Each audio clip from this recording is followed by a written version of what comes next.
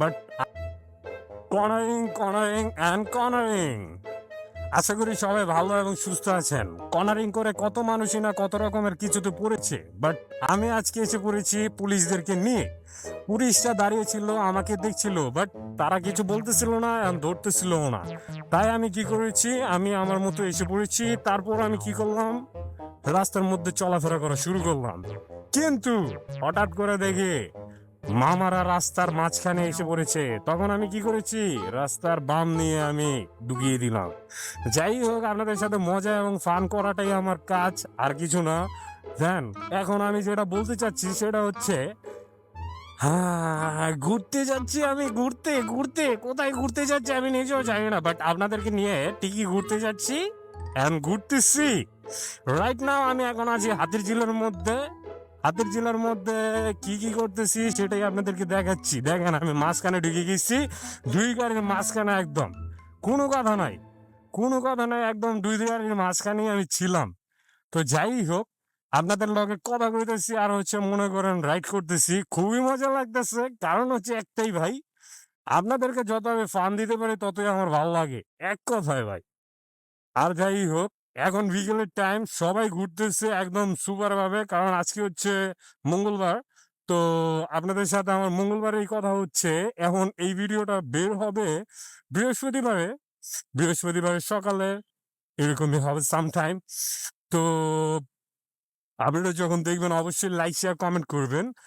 আর দেখতে পাচ্ছেন যে একদমই এইখানে জ্যাম না, বাট এটা হচ্ছে গাড়ির একটু মানে আইল্যান্ড ইত্যাদির জন্য যে পরিস্থিতিটা থাকে সেটা।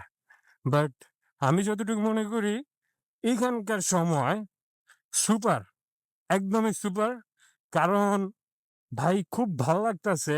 আমি যখন এই রাস্তাটাতে উঠি, তাও আবার বিকালে, তখন অনেক চমৎকার লাগে।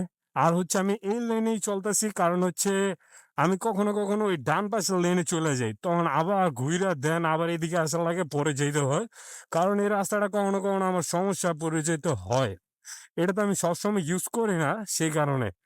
তো আমরা ঘুরতেছি আর হচ্ছে দেখতেছি, কারণ আমার এই লুকিং গ্লাসটা বন্ধ, ফোল্ড করা। তো এই কারণে আমি পিছনে ফিরে তাকাইয়ে তারপরে দেখলাম কোনো গাড়ি করে নেই, তারপরে আমি বামে চেপেছি।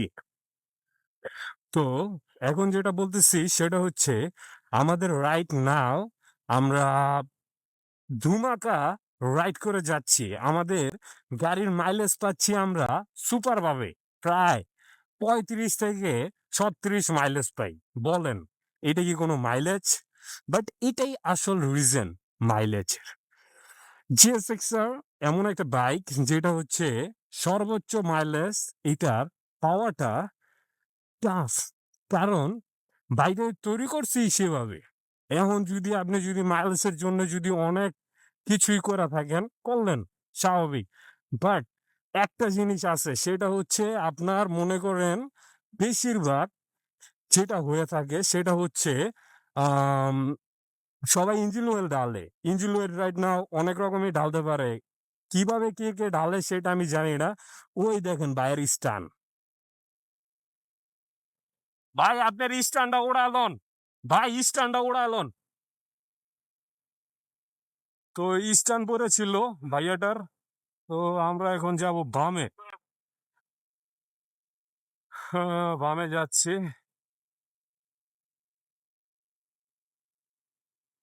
তো যেটা বলতেছিলাম সেটা হচ্ছে, আমরা যখন এরকম অবস্থায় রাইড করি তখন স্টান ইত্যাদি কিচ্ছু ছিল না। ভাইয়ের কিন্তু কানের মধ্যে হেডফোনও ছিল, ঠিক আছে।